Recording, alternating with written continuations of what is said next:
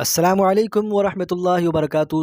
Urdu classes سیکر کے اندر آپ کا استقبال ہے۔ میر باقر علی کی سوانح حیات اور طرز تحریر تھرڈ گریڈ کے سلیبس کے اکارڈنگ یہ دوسرا ویڈیو مان لیجئے۔ اردو نثر نگار جو ہیں، مصنفین جو اردو کے ہیں نثر نگار کے، ان سے متعلق کچھ امپورٹنٹ فیکٹس میں آپ لوگوں کے سامنے، اور یہاں تک کہ انشاءاللہ اس سے باہر کوئی سوال نہیں جائے گا۔ یہاں پوری کوشش کے ساتھ میں اس کوشش کے ساتھ میں یہ کلاسز لے کر کے آ رہا ہوں۔ زیادہ لمبے ویڈیو نہیں ہیں، چھوٹے چھوٹے ویڈیو ہیں، لیکن انشاءاللہ ان سے باہر سوال جانے کی کوئی گنجائش نہیں رہے گی۔ دیکھیے، شروع کرتے ہیں ہم۔ میر باقر علی، یہ ان کا اصل نام بھی یہی ہے، میر باقر علی اصل نام بھی ان کا یہی ہے، اور پیدائش ان کی 1850 عیسوی میں ہوتی ہے۔ پیدائش ان کی 1850 عیسوی میں ہوتی ہے، اور وفات ان کی 1925 عیسوی میں ہوتی ہے۔ وفات ان کی 1925 عیسوی میں ہوتی ہے۔ میر باقر علی دہلی کے آخری داستان گو شاعر تھے۔ دہلی کے آخری داستان گو شاعر تھے۔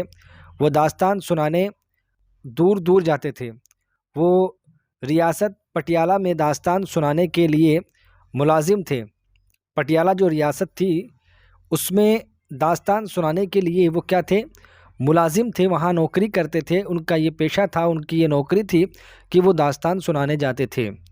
سنیما کے فن نے داستان کے فن کو متاثر کیا۔ سنیما یعنی اس وقت فلمیں جو ہوا کرتی تھیں، ان فلموں کو دیکھ کر کے لوگ فلموں کی طرف زیادہ مائل ہوئے اور داستان سننے کم لگ گئے تھے۔ اور اس کے بعد میں جس کی وجہ سے ان کی آخری عمر کا حصہ غریبی میں بسر ہوا۔ آخری عمر کا جو حصہ تھا وہ غریبی میں ہوا، کیونکہ وہ داستان جو سناتے تھے، وہ داستان سنانے کا جو ان کا سلسلہ تھا وہ ختم ہو گیا تھا۔ لوگ داستان سننے میں روچی نہیں لے رہے تھے، داستان سننا پسند نہیں کر رہے تھے، کیونکہ سنیما کا فن جو ہے وہ عروج پر آنے لگ گیا تھا۔ داستان گوئی انہیں وراثت میں ملی ہے۔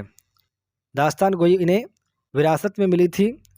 میر باقر علی اپنے نانا میر پیٹرو کے شاگرد تھے۔ میر پیٹرو، یہ امپورٹنٹ ہے، ان کے نانا تھے میر پیٹرو، ان کے ہی شاگرد خود میر باقر تھے۔ شاہد احمد دہلوی نے لکھا ہے، میر صاحب بزم اور رزم کو اس انداز سے بیان کرتے ہیں کہ آنکھوں کے سامنے پورا نقشہ کھنچ جاتا ہے۔ آنکھوں کے سامنے پورا نقشہ کھنچ جاتا ہے۔ داستان کہتے وقت ایکٹنگ بھی کرتے جاتے ہیں۔ داستان کے کہتے وقت ایکٹنگ بھی کرتے جاتے، اور وہ ہر علم کے ہنر رکھتے تھے۔ بڑھاپے میں ناقدری اور قسم پوری کے ہاتھوں میر صاحب کو بڑی تکلیف پہنچی۔ یہ شاہد احمد دہلوی کا قول ہے، جو کہ امپورٹنٹ ہے۔ اس سے پوچھا جا سکتا ہے کہ یہ قول کس کا ہے، اور یا یہ ایسے بھی پوچھا جا سکتا ہے کہ شاہد احمد دہلوی نے یہ قول کس کے لیے کہا ہے۔ تو اس لیے ذرا غور سے اس کو پڑھ لیجئے گا۔ اردو زبان و بیان میں اس کی 17 داستانیں چھپ چکی ہیں۔ 17 داستانیں چھپ چکی ہیں ان کی، یعنی میر باقر علی کی اردو زبان و بیان کے اندر 17 داستانیں چھپ چکی ہیں۔